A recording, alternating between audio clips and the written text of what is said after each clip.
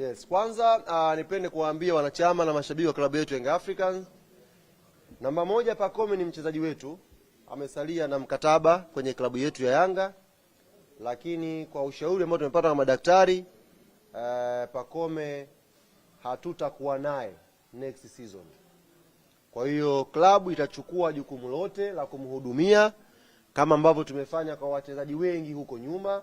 Tutamhudumia, ataendelea kuwa kwenye klabu yetu, atapata haki zake zote ambazo anapata kama mchezaji, lakini tumemuondoa kwenye dirisha letu la usajili. Yaani wachezaji ambao tutawasajili kwa ajili ya msimu ujao, Profesa tumemuondoa, tunataka apone vizuri,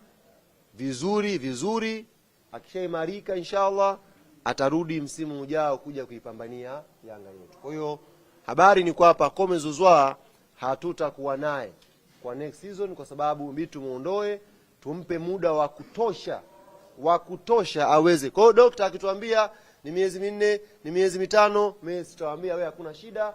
Muhimu Pacome anatakiwa apatiwe matibabu sahihi na arikave akiwa vizuri, ili next season tumpate akiwa kamili. Kwa hiyo taarifa ambayo nimeona nitoe kwa Pacome Zouzoua. Karibu.